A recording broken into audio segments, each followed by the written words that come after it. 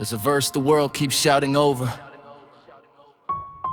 Be still and know that I am God. When life is loud, when the news scrolls without end, when our phones keep insisting we matter, that single sentence is an invitation, not to passivity, not to escape, to come home, to be still. You don't have to be holy to feel exhausted. Maybe you're like me, busy doing the next thing, solving the next problem, trying to earn enough silence to think clearly. But stillness is not something you earn. It's a place God meets people who stop striving long enough to listen. Stillness is where we stop trying to be God for a second and let the real God show us who we are. Psalm 46:10 doesn't say, be productive and then you will know me. It says, be still and know. The order matters, stillness first, knowing second. When the heart is quiet, it can receive truth. When the heart is noisy, all it hears is argument, fear, and the world's urgent opinions. Silence and solitude are not spiritual luxuries. They are disciplines. They free us from the pressure to perform, to impress, to keep proving ourselves. In the quiet, the masks fall off. We stop rehearsing who we think we should be and stand honestly before God as we actually are.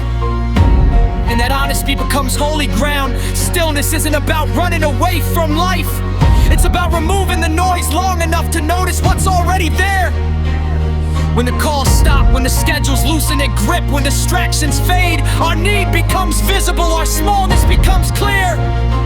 And that space becomes sacred because God alone fills it. Stillness is not escape, it is encounter. Stillness is receptivity, not passivity. You cannot hear clearly when everything inside you is shouting. A heart full of static can't recognize the signal. Quiet doesn't create God's voice, it allows us to hear it. Wisdom, comfort, direction. Stillness tunes us to what has been speaking all along. And here's the part we often avoid. Stillness brings things to the surface. Fear, grief, ambition, longing that can feel uncomfortable.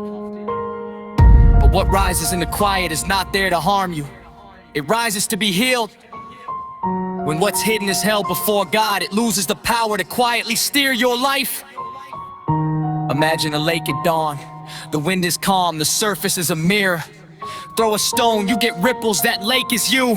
Every worry, every rush, every need to prove something, another stone. But when you stop throwing stones, the surface settles.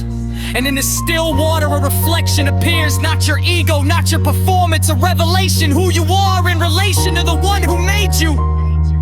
If the idea of stillness scares you, you're not alone. Many people fear what silence might reveal.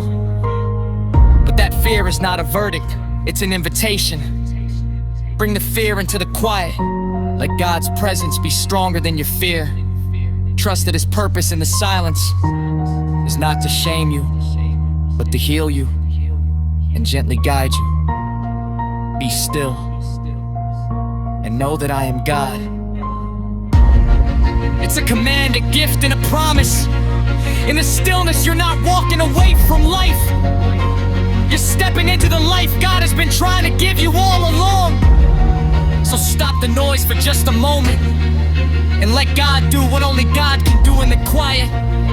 Remind you who you are and where your strength truly comes from. Let's be still together.